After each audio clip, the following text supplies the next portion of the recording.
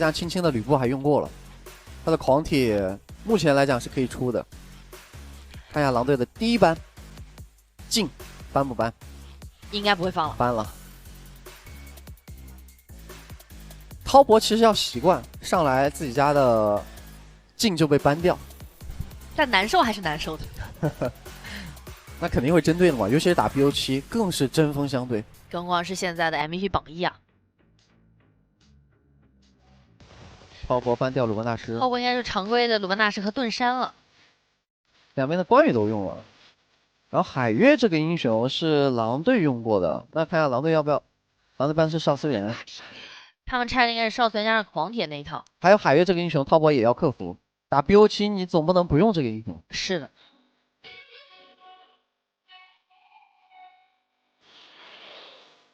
盾山。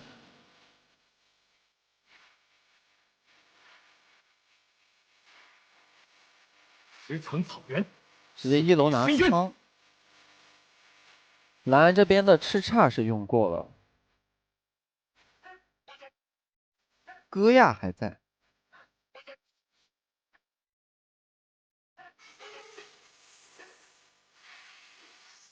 看下滔博，狂铁要不要拿？在，苏烈相助在。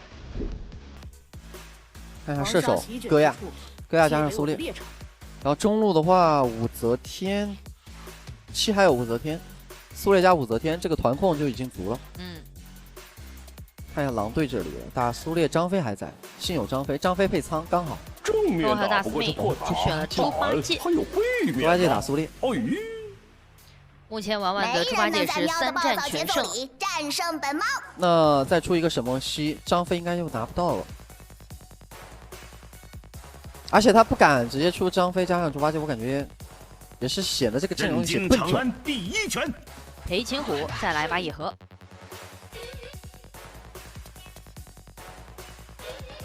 裴擒虎的话也是舒媛这个赛季的第1把，对，第一次。不过两边在决胜局都做强了自己的前期对抗性啊，阵容的强度拿都很高。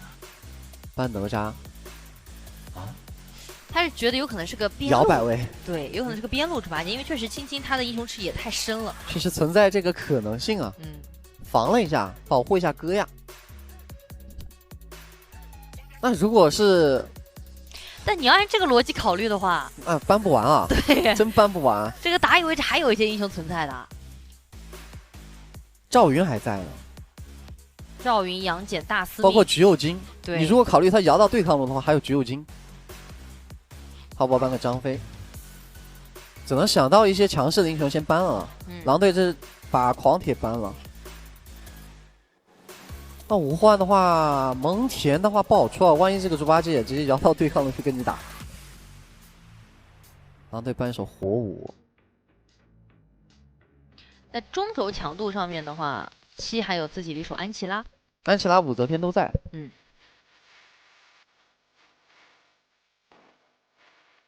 空凤儿打苏烈，赵怀真、墨子大禹，这是信这个赛季用过的一些能对位的辅助。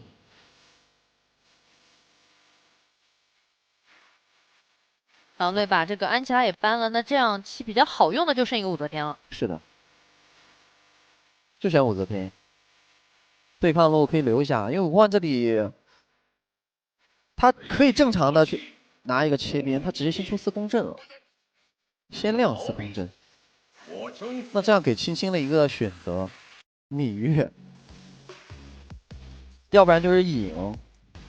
但是影的话，对于青青来讲，这个赛季没用过。芈月倒是用过2把，都赢了。没错。这把滔博敢在4楼亮4空阵，并且知道对面有芈月，也是因为有个裴擒虎。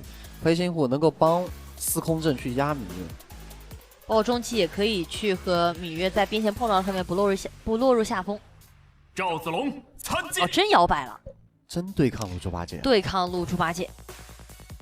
但也像我们说到，如果摇摆的话，其实打野位置能用的英雄很多，刘禅锁了，刘禅打苏烈。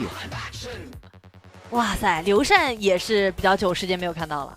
那可太久了。看到这个刘禅，我感觉滔博有点懵啊，这要干嘛？控制链这么足，又要接 combo，又有什么奇奇怪怪的路数吗？就狼队好像现在永远都能够研究出一些那种很神奇的点控。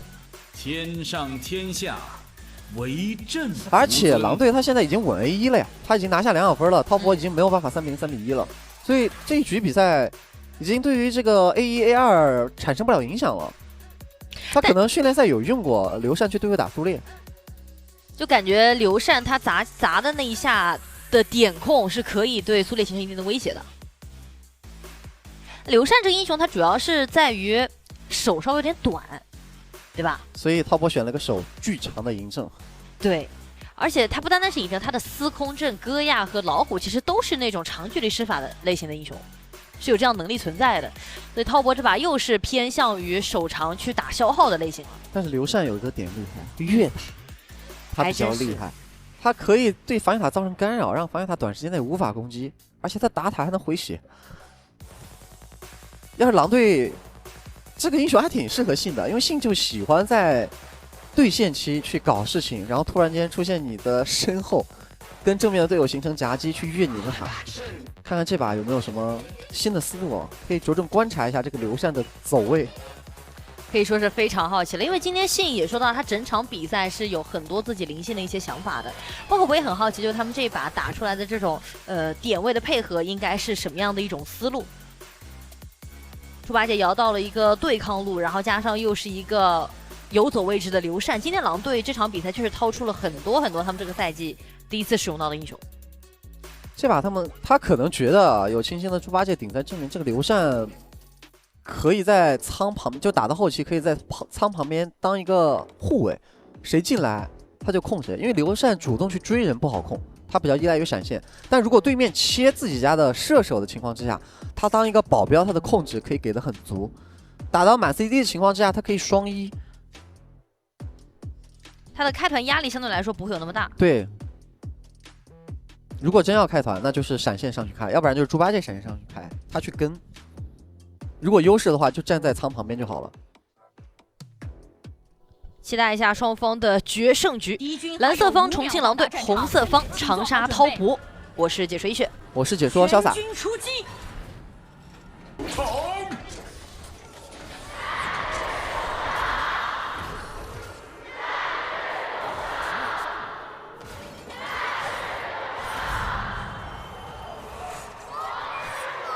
昆仑变法。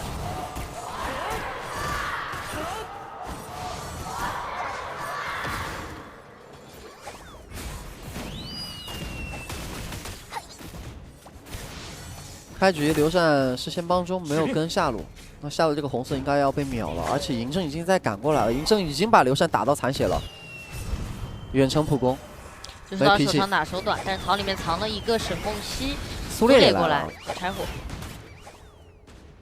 苏烈如果不过来，我甚至觉得信可能要闪现反打了。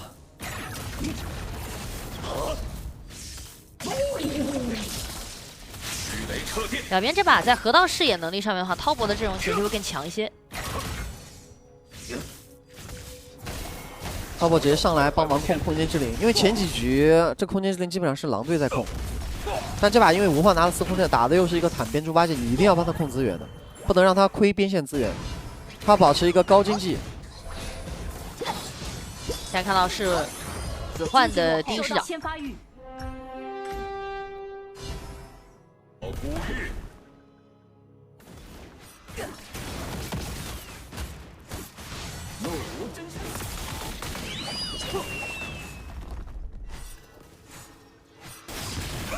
我们来看到刘禅的上一次联赛登场是在25年的7月5号，是重庆狼队对战到广州 TTG， 当时是有9星使用到的。那9星的话也是在这个赛季来到了长沙滔博啊，距今的话是384天了。是的，9星的话在滔博前半段比赛还是有上场，第1轮的时候，后边轮换为了凡凡，所以下边写的是长沙滔博9星。没错，因为之前在广州 TTG。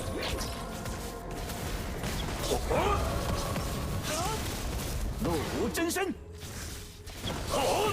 ，2个空间之灵全都是滔博控，上半图对于狼队来讲就是一个抗压点，但其实下路也有点抗压了。刘禅在绕，以力制力，刘禅这个位置他蹲了很久了。其实配合上苍，感觉也产生不了击杀，只能等赵云过来。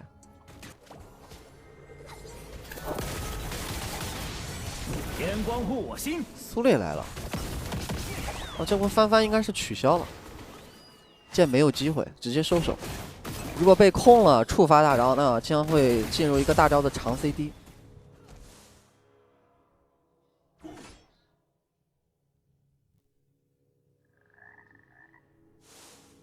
沈墨西跟刘禅对这个司空震有想法，因为猪八戒控到线了，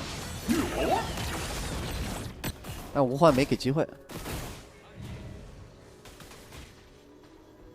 今天吴焕在整体的对应上面是比较小心的，看到镜头的话也是给到了9星。9星有没有想起上次自己用刘禅的时候？也很好奇他会给到什么样的一种理解啊？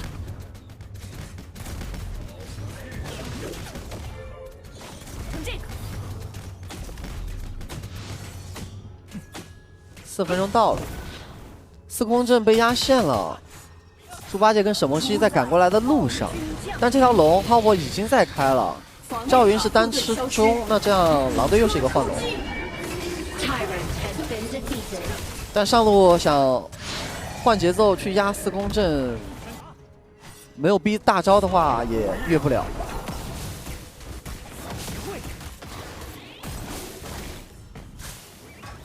经济非常的均衡。实力测上面10位嘉宾看好了重庆狼队，7位看好了长安滔博。书写地图。两边目前其实都不太能够打得起来，滔博上路是个优势线，然后狼队的话下路现在压线给的很凶。沈墨西这波也下来了，想借着4分钟防御塔保护机消失，然后又拿到了主宰这件事情去做推进。 因为也说到刘禅这个英雄有个特点，就是配合做推进的时候速度比较快。但狼队推的也不够极致，没有去很严肃的给到一定的压力。感觉现在还是在养打野。对，赵云红 buff 没让，然后中线基本上是单吃。猪八戒上路可以把这波线给截了，狼队想往上打，各打半图。 然后裴行虎是在下路，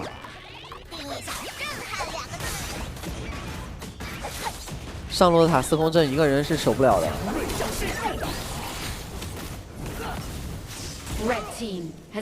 两边是这种对着带的节奏的话，老虎的发育也是蛮好的，因为他一直可以去单吃一条边线。狼队的这套阵容抓边能力没有那么强，老虎比较灵活一些。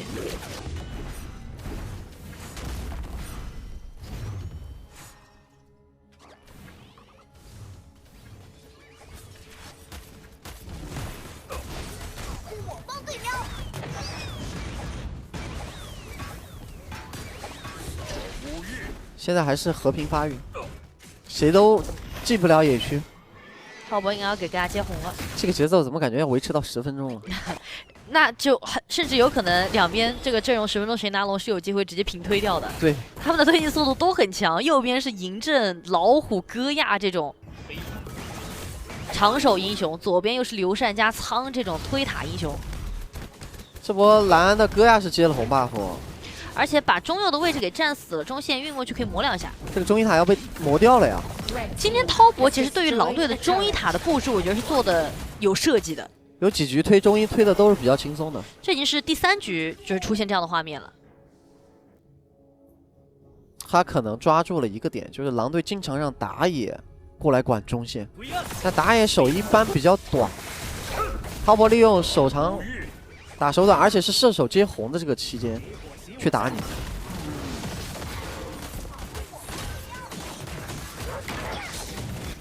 苏烈的状态被消耗的非常惨了，但被动没有触发。是的，嬴政扫到了苍，劝退了对手。感觉这两边都不想打架，秒还是没有一血的产生啊，都不想打架，是的，就想等，都在等装备。但如果要论关键装备的话，戈亚现在2件套，仓2件套，打野位置的这个装备上面都在补输出了。啊，刚才嬴政是想探中左草的视野，结果闪现被打出来了。狼队也进不去红，对的，无功而返。马上要刷第2波小龙了。不过滔博这把有一个点，就是他们这个红感觉有点不够分啊。都吃红，是的3个英雄吃红，对，那只能去对面找了。你看一下帆帆的位置，绕后卫，只要狼队回去吃红，哎，对呀，现在再给这边给压力了。苏烈大闪被什么是闪现躲了，但是老虎已经钻进了对面的红区。像老虎加上戈亚都有红。刘禅这波2技能夹到，1技能砸起来，苏烈的状态被打低，但是被动没有触发，龙的话被拉脱了，被拉脱了。然后婉婉在红背的一个位置要准备大招扎进去了，最后还是舒媛拿到了龙，没机会交惩击。因为被拉的比较靠远端的一个位置了。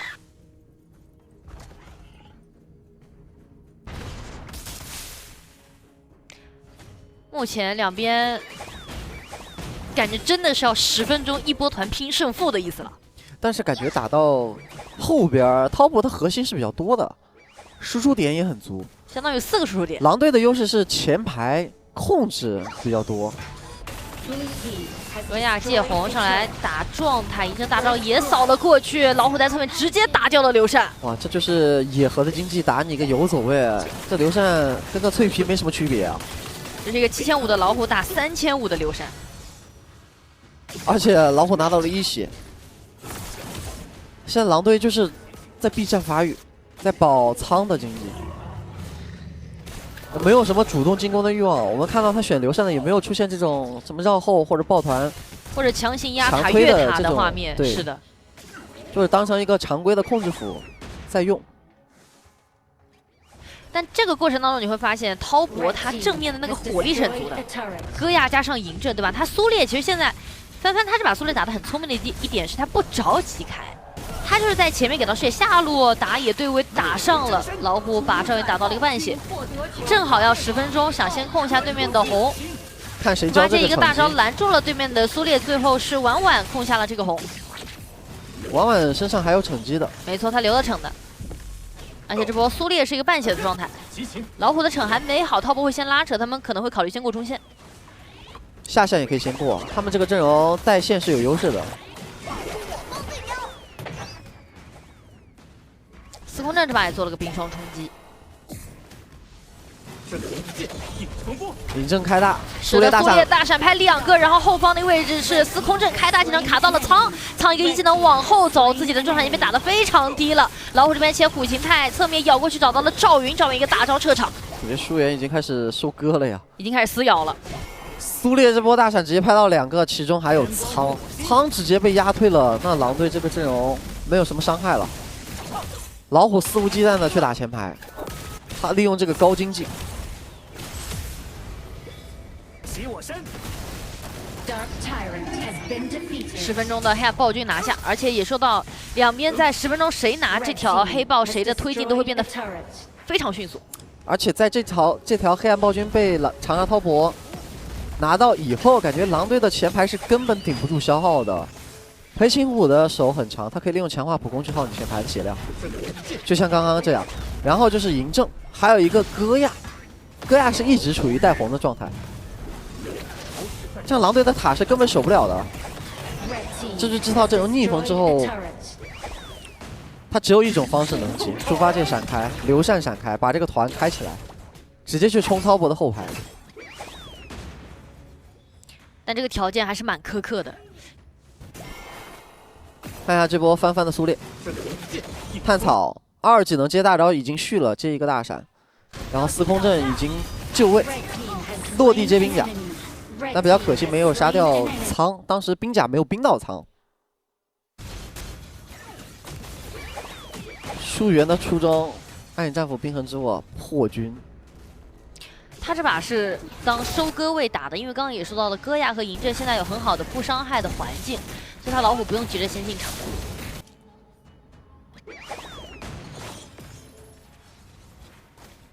奔雷炮空，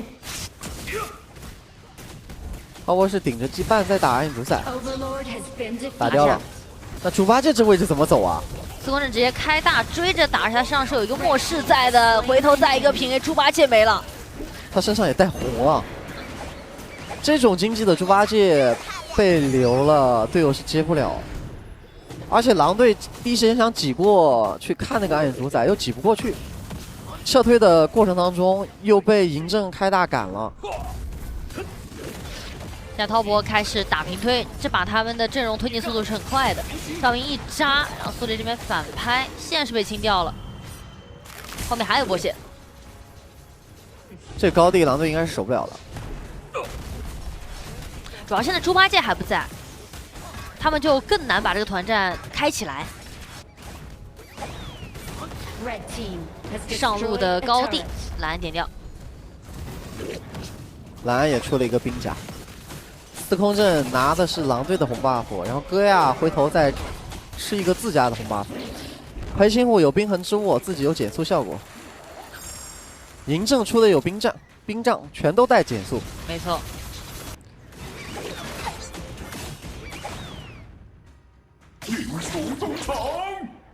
目前狼队好像还没有主动开一波团，就是刘禅也好，猪八戒也好，都没有教自己的闪现主动上去找机会开团。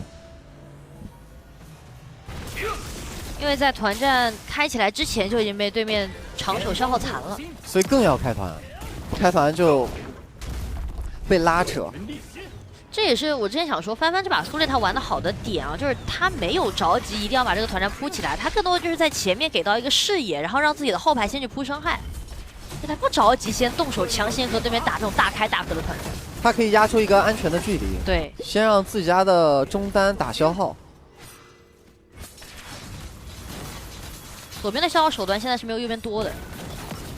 狼队想找机会了，想找机会又是开奔狼，要冲了，找戈亚这个位置，戈亚先飘过去，闪现躲了一下，然后准备回头碰到大招拍3个，但那边那个兵甲给控了一下，回头苏烈这边也是砸了2个，这时候猪八戒第一时间已经被戈亚给点死了，司空震这边感觉还能再追。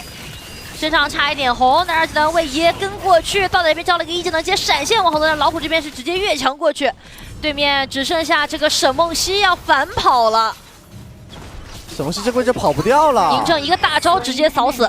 但是狼队正面还有3个人，可以暂时先把兵线给清了。看一下滔博怎么说，后边有3路的兵线，可以趁着狼队只剩3个人打，持续掉点打，持续一波。滔博是5个人全都在的，而且状态保持的非常好。裴擒虎去野区又把状态补的差不多了。中路的兵线先过来。狼队虽然还有3个人，但这3个人的清线能力没有那么强。滔博是先界线过去，把中下的2座高地全部都点掉，给到了巨大的压力。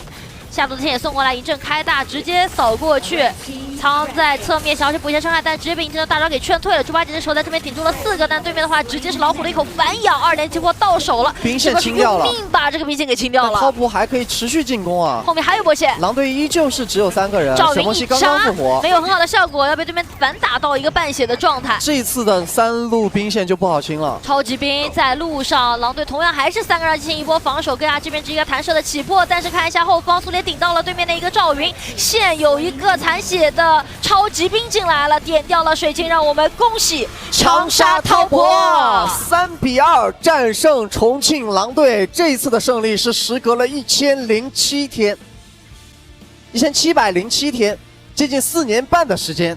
滔博这次的胜利也是终结了狼队对于自己的8连胜。能够看到滔博所有选手他们的表情是非常激动的，他们也是以一场胜利去完成了自己在第2赛段的赛程。那接下来要迎接他们的就是后续的卡位赛了。滔博也是一个卡位赛经历非常丰富的队伍了，他们至今已经打过7次卡位赛了。但这一次有所不同的是，他们不但战胜了自己1707天没有战胜过的对手，同时以3连胜的姿态去冲击接下来的 SA 卡位赛。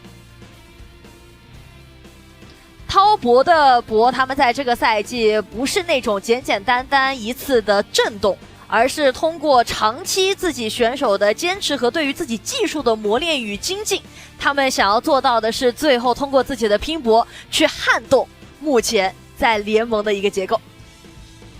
而且现在的滔博不断在突破自我。我们说滔博他是一个极具个人英雄主义风格的队伍。但极具个人英雄主义不代表说只有一位英雄站出来，滔博要做的是，当这个队伍不论是顺风还是在逆境当中的时候，他们要做到的是5个人都有成为英雄的资本。这也是我们非常期待能够在这个赛季看到的，之后成长为更强大的长沙滔博时候，他们展现出来的身上的那种个人英雄主义。就包括今天的比赛跟狼队的博弈过程当中，很多对局都是通过后期的团战取得的胜利，包括一些龙团。现场的采访已经准备就绪，让我们把时间交给主持人。这里是赛后采访，我是月月，也是让我们欢迎七和疏远来到台前打个招呼吧。Hello， 大家好，我是长沙滔博思源。Hello， 大家好，我是长沙滔博7。欢迎两位啊！在战胜了重庆狼队之后呢，你们同时也是锁定了 ICA 卡位赛的资格。那么这样的结果是否达到了大家的预期？是的，是的。达到预期了吗？你都 ICA 卡位赛都进了，达到预期了吗？问你了，七。OK， 我以为你在问他。SA 卡位赛其实应该说是我们的目标吧？对，因为我们有一个大的目标，然后把它划分成每一个小的目标，然后进入 SA 卡位赛就是我们的小目标其中之一。然后我们下一个的目标应该就是进 S 组了。一步一个脚印，相信你们会往前走下去的。然后我刚才啊，在这个休息的时候遇见了你们的教练，然后教练呢跟我说了一个话，就说我一嗓子给你这个开场给你吼醒了，有这回事吗？七？对，因为我们平常打的2点场比较多嘛，然后这也是我职业生涯第一次打那个8点场，然后就感觉状态没有很饱满，有点不适应。然后你这个开场的话就是特别燃，我只能说氛围太好了。那疏远怎么看呢？是的，是的，也很圆啊，这个也很燃是吧？好，然后接下来我商量个事情啊，我就只说这个话题的这个重点了，然后你们来接，行吗？来，全自动了啊！首先我们说第一局啊，4分钟推中塔，怎么回事？找了波机会吧。好，七呢？4分钟推中塔吗？对面中路没人，我们就来了，中路没人直接集合了。中州报的很紧凑是吧？然后再说疏远啊，连抢2条龙。就抢了。抢到了是吧？然后接着轮到七啊，这个姜子牙打团趟前排。姜子牙打团趟前排吗？姜子牙打团只能趟前排啊。你打团就从前打到后就行了。你打团就这么做的。对，然后我们再说到第2局啊，又是抱团打中州，这是怎么回事？找了波机会吧。然后怎么找的机会呢？七就看到他们边路漏人了吗？抓住视野。第2局抱对面中塔的话，就是对面中路没人直接集合了。然后前3局看下来，阵容很扎实，这又怎么说？我们阵容很扎实吗？很扎实，前排够多呀。顺风就很扎实吧，逆风的话就比较脆。然后再说一下这最后一局啊，想过刘禅吗？对面出了个刘禅啊，想到了吗？没有。我看他第4把就在亮，我感觉他一直就想玩吧，所以第5把出刘禅也在那个意料之中吧。然后我们再说一个正题啊，马上就要准备 IC 卡位赛了。然后队里面现在是什么样的一个态度呀？除了你的这个态度之外，其他人大概是什么心情？就打好每一场比赛吧。OK。然后呢，这场比赛呢也将成为你在 KPL 历史上的 BO7首秀，怎么看？第一次打 BO7吗？你真是第一次啊？第一次打 BO7的话，其实 BO7我之前打过，但是不是那个职业联赛，是那个主播联赛。然后主播联赛那个职业联赛的 BO7的话，确实没打过，然后有点紧张，然后希望能发挥的好一点吧。我也相信你们一定能够发挥得更好。好的，也是感谢2位接受我的采访。接下来让我们把时间交给 Inky。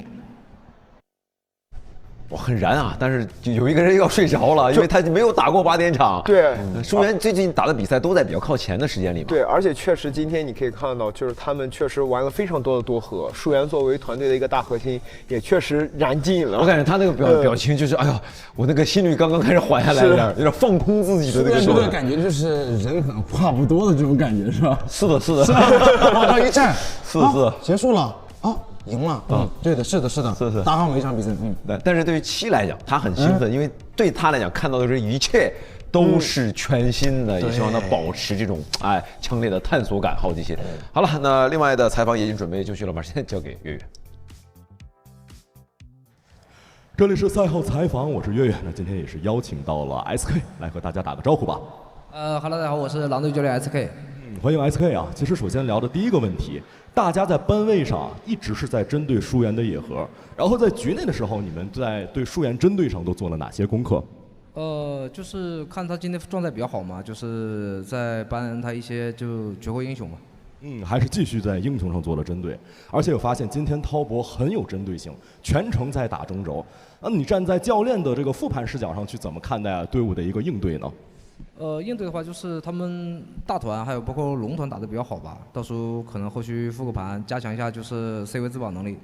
加强 C 位的自保，而且我发现，在局内你们做了一些解决的方案，比如说这把连续3局看到射手在5分钟左右的时候跟大团，那是不是在这个休息的时候你做了一些特别的布置？就是在临场提醒他吧，就是。再做一个临场的提醒。然后我们再来说一下啊，在第2局的结束之后啊，整个队伍状态突然间就燃了起来。当时在这个休息的时候呢 ，K 教当时跟队员们都分享了什么？就是让他们放手一搏嘛，让2追3。对。确实我们看到了队伍搏出了希望。然后接下来再聊一聊第5局啊，第5局在最后后手的 counter 上，赵云和刘禅的出场。那当时站在 K 教的视角上，你是怎么理解的？那把看起来好像挺难打的。对面的老虎的话，经济高的话，刘禅站不住。所以刘禅他拿出来也是帮队伍补个反手吗？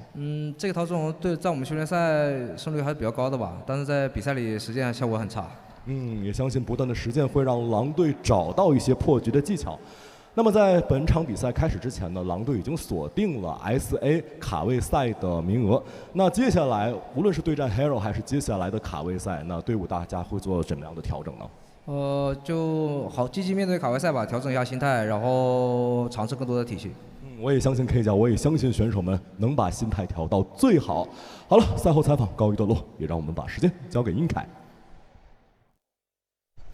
好，欢迎回来。其实也聊到了我们所好奇的这个刘禅这个套路，肯定是训练赛里面用过，有效果才拿出来了。对，而且很符合信本身的这个开团能力。对于 SK 来讲，他比赛能看到或者能拿出来的，肯定是训练赛效果特别好，才会这么出的。就你看，今天整个狼队他们在对抗路的一个使用上，并没有像之前他们所有在 A 组的比赛大量使用这种纯站边或者纯切边，对吧？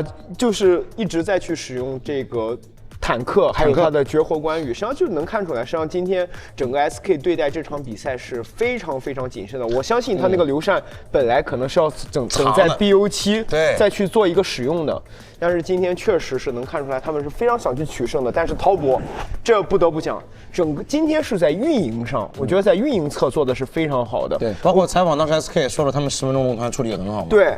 今天实际上大家如果经常看 S 组比赛，应该能在滔博的身上看到一些 AG 的那种换节奏，包括去运线的影子。是的，打到自己的强势期再动。是的，雅典那把就是很好的例子嘛，踩前期就是先拖着发育，等到自己的强势期了，我再跟你去打对抗。包括小满那一把也是。那这把盗载非常夸张，它的数量将近50%啊，但是也得夸夸蓝最后时刻的那个预判闪，躲过了信的刘禅的致命一击，是，否则可能真就不一样了。那这位怎么说呢？这位怎么讲呢？看看本局的 ICO MVP 翻苏烈一波蓝口配合嬴政的夹击。其实这是本赛季翻的第1次 MVP 哦。讲道理啊，翻的职业生涯用的特别好的英雄挺多的。对，比如说我们之前看到的张飞、苏烈，其实一直并不是他特别擅长的点，但是今天这一把打得很有说服力。确实有的，像春季赛的时候，我们当时有在说，就是因为来回可能对于翻来讲来回转。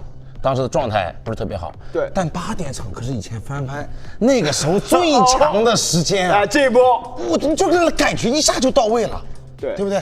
燃起来了。而且翻这一次在轮换重新上场之后，他明显的进攻性都是强了很多的，尤其是进攻欲望这个点。但是该冷静的时候，我觉得他还是很冷静的。是的，像张飞那一局，就是他语音里一直喊别急，包括现在你可以看到，就是他们。静若处子，动若脱兔。在平时不跟你碰撞的时候，一直在扯线拉扯；而在真正要决胜一击的时候，也是毫不手软。好的，那我们也准备了一段语音回放，一起来听听看。所以他们现在打不过我们的。待下，来，往前塞，能够吗？我打，往前塞。朝里。往前塞，我打。哎，夹子能看吗？打留下。来，留。nice。我要起大，往左草塞，迈进来，我随便打，这波。可以。